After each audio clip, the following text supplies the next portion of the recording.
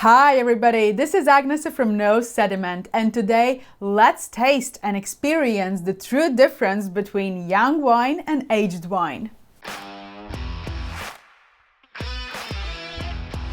We all know that wine can age, and not only can it be preserved over time, but it can also develop and evolve, oftentimes offering completely different flavors on both the palate and the nose. Great wines, as they age, become more complex. Some might say they become even better, however, I am not a fan of that description. Because for wine to age and have that potential to develop, it must already be of high quality from the start. I prefer to say that wine opens up to its potential. But what actually happens as wine spends those years in a bottle, hopefully under perfect conditions, a dark, humid and cool cellar with no vibrations? The truth is, aging affects every single sensory aspect of the wine. It affects the color. As wine ages, it will become more brownish. For whites, this means they will darken, moving from water white with hues of green or lemon to straw, gold, and eventually amber.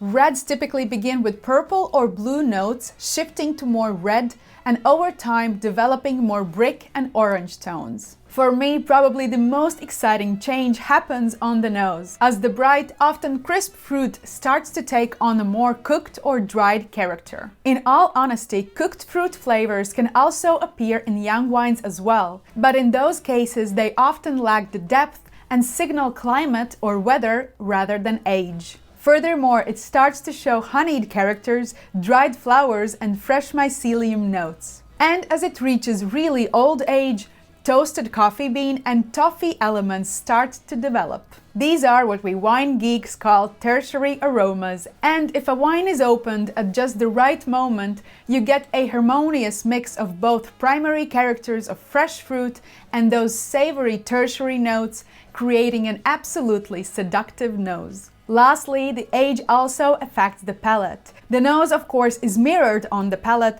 with all those inviting flavors. The truth is that acidity and sugar change very little over the time. However, aged wines are often described as having better integration of the sugar or more rounded acidity. What will change significantly, however, are the tannins. Over time, they bind together, creating larger molecules, thus making them feel more rounder and softer on the palate. Overall, wines develop more earthy flavors as fresh fruits slowly evolve into riper and drier characters, and eventually they disappear. When a wine has no fruits left, for me it means I have missed the drinking window.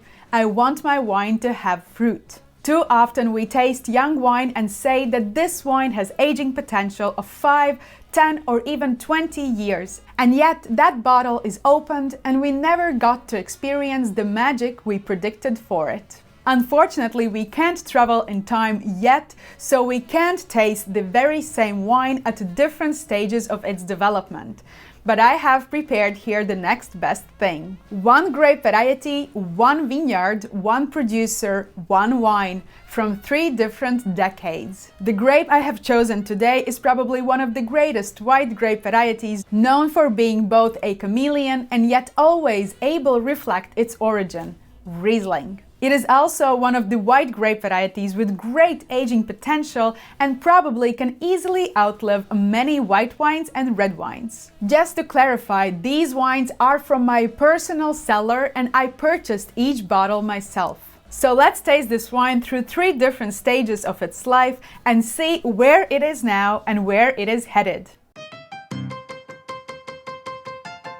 So I have here 3 Rieslings from producer in Wachau, Austria, Franz Hirtzberger, one of the top producers. He usually harvests their grapes really late, so they are ultra ripe in style, and I would want to say that they really reflect the grape variety. And I have 3 vintages, 2023, 2012 and 2006, and we will start with the younger and move towards the oldest. 2023 vintage, this is the most recent vintage that I bought I think a month ago when I was visiting this estate.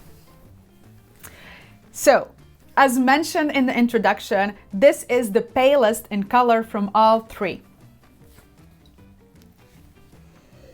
Riesling is one of those highly aromatic grape varieties, and this one shows it. It is so intense on the nose. It shows ripe citrus fruit and a lot of flowers. It shows linden, it shows white blossom,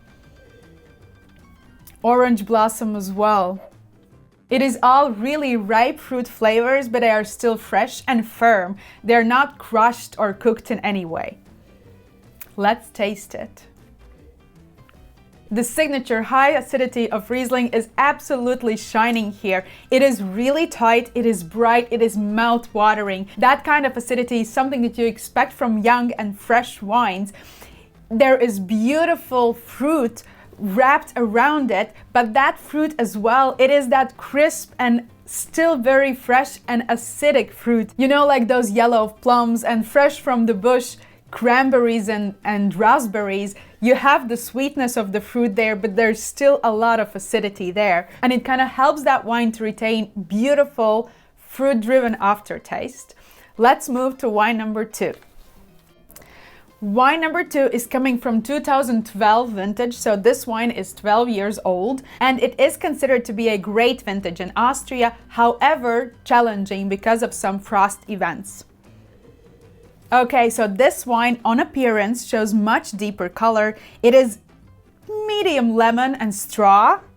There's a lot of happening here. I mean, the wine number 1 was highly aromatic, but it was all fresh fruit, really primary. And maybe it even showed some hints of lees, you know, some hints of yeast yet. And this one already shows honeyed characters. It just seems that all those fruits that I mentioned in the wine number 1 are as well here, but only they are dipped in honey. Like we have here honeyed peaches, apricots, even some mango and mango peel. And it has kind of developed some spiciness or some exotic character to it. And it has lost its nerviness. The fruit here seems much more calmer, yet it seems more concentrated. Let's taste it. All right, so I have here that significant, beautiful acidity of Riesling. However, as I mentioned in the introduction, it is better integrated, it is riper. It seems kind of that the edges of the acidity have kind of rounded a little bit. What we felt on the nose, it is mirrored on the palate. The fruit seems honeyed, drier, more concentrated, almost sweeter in a way. And I also feel some notes of oiliness. However, I do not think that that is specific to the age. I do think it is more linked with the winemaking, and maybe there's some winemaking techniques changed here over time. Okay, shall we move to wine number 3? So wine number 3 comes from 2006 vintage, which was considered very challenging with late budding, high humidity and heat spikes. So many wine professionals argue that it should be past its best. So let's see it. The first thing you notice is that this is the deepest in the color from all the 3 wines. It already shows some amber in it, so it's definitely medium plus. And on the nose, there's a lot of honey, but this wine already starts to show that fresh mycelium nose that I talked about in the beginning. And fruit is somewhere in the background. It's not as prominent as it was in wine number 1 or wine number 2. So much more of that kind of toasty, maybe even slight hint of caramel. So this wine is 18 years old. It is old enough to order its own wine if we are in Europe. I will be honest with you here. I have a lot of honeyed characters. I have a lot of that mushroom note. I have very little fruit left though. And the fruit that I have here, it is more dried. It is like dried lemon peel, dried mango, pineapple. It is a lot of exotic and maybe that caramelization as well, but it is towards drier style. So this was probably the last moment to open this wine. Let's taste it. On the palate, this wine actually shows much more freshness and liveliness than maybe on the nose. I mean, it is still alive and kicking, if you know what I mean. And the acidity, again, seems slightly diminished if we are comparing this wine with wine number 1 or wine number 2, but we still feel freshness. And it shows a bit rounder and oilier palate, but the freshness is still there. And actually there's much more fruit on the palate, and it sticks and lingers much longer on the tongue than I would expect it. But it's not definitely past its prime yet. I don't think it could age any longer. I think this is the last moment, the last few years I could have opened it. It is not to say that this wine cannot age more than 18 years. The one thing that I failed to mention in the beginning is that all these 3 wines are coming from Singerriedel vineyard, which is one of the top vineyards in Wachau area. And I have been lucky enough to taste 1992 vintage, though it was some time ago, and that time wine was more than 20 years old, and it still showed a lot of freshness. And I remember that I wrote down in my notebook that I opened it too soon. So it really depends on the vintage quality. But I mean, for a challenging and difficult vintage, for wine to still develop over 18 years and still show fruit and still show liveliness, that is a good deal.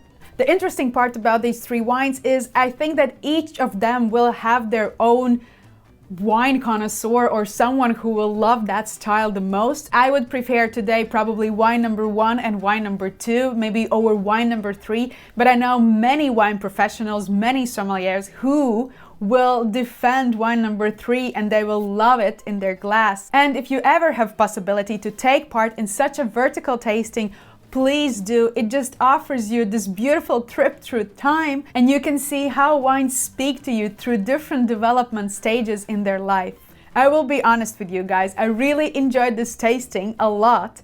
So please let me know in the comments which grape variety I should do a vertical tasting next. This is not the first time I did a vertical tasting on camera. I actually did a Barolo vertical tasting in blind, so make sure to watch that next.